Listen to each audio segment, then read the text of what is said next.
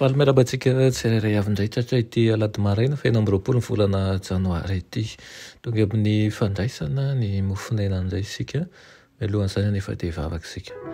Andriamanitra tiana hitsara indrindra misaotra anao izay fa mbola nomena an'izao fotoana maraina izao indray fa ny mandray ny afatra sy ny hery avy aminao angataka aminao mba miala amin'ny fahantsoana sy ny eloka rehetra ary koa ny zavatsoana indray amin'ity maraina ity aminaran'i Jesosy. Amen. Lohateny mofonaina antsika androany dia manao hoe mivavaka miara-mandeha amin'Andriamanitra.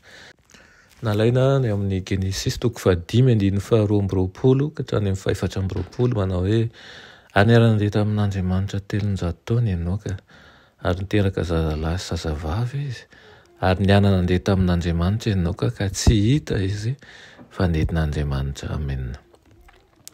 Alohan'ny atsihana ny andraikitra andavanandro dia tokony hanandratra ny fanahy mivavaka isika. Io fanandratana mangina io dia ho toy ny fofomanitra eo anatrehany seza fiandrianan'ilay be voninahitra ary mandrava an'ireo fandrik'ilay fahavalo. Ny kristianina miray fo amin'Andriamanitra dia tsy ho resy, tsy misy afaka mandrava ny fiadanany. Ireo tokony tenin'Andriamanitra, ny herin'ny voninahitra ary ny loharanokeriny rehetra dia antoka ho fanavotana antsika. Toy izany no niarahany Enoka tamin'Andriamanitra. Andriamanitra ny tokony sady tsy nanary azy tamin'ny andro mahory izy. Ny vavaka izany no hain'ny fanahy. Io ny tsy ambaratelo ny herin'ny finoana. Tsy misy azahoana famonjena na feno fa tanterahana aza ny fanahy. Ny vavaka dia mampiray ny fanahy amin'ny loharan'ny fiainana, mampahery ny rehentsika sy ny ozatsy ny fanantenan'ny finoana rehetra. Izay manao tsinitsina mivavaka dia manao atsirambina ny azy ihany koa dia manapaka ny fifandraisany amin'Andriamanitra. Miaina ny herin'ny vavahady-tsain'ny finoana ary malemy ny hery sy ny tanjaky ny fananjamam-pinoana. Ny hamelon'Andriamanitra ny tsy fahatanterahana misy eo amin'ny olombelona no zavatsoan'ny vavaka. Inona ny zavatsoa mihoatra noho izany dia ny fifandraisana amin'Andriamanitra ny rehetra.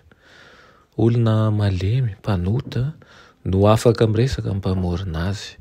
Satria azy resaka amin'ilay mpanjakan'ny tontolo tsy hita fetra. Afaka miresaka amin'ny Kristy eny an-dalana izay soratsika isika ary miteny izy manao hoe eto ankavananao aho. Afaka mifandray amin'Andriamanitra amin'ny fo isika. Afaka miara-mandeha aminy ihany koa.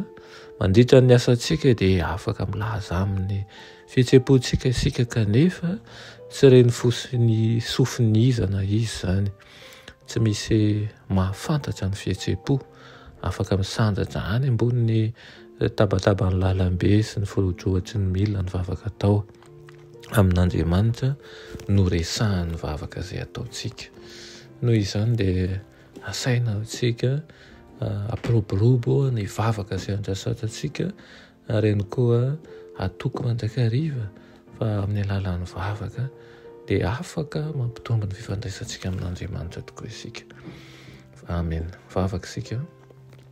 Andriamanitra tsara indray izany danitro mbola misaotra anao izay amin'izany teninao izany. Mampianaro izahay hiara handeha aminao tsy noho ny amin'ny fahaizanay mandeha na ny eritreritray fa ny fiarahanay mandeha aminao dia tonga nay handeha ampilevitra ny fahaizanay sy ny eritreritray eo ambany fitantananao rery ihany. Tonoana sy angatany aminaran'i Jesosy. Amen.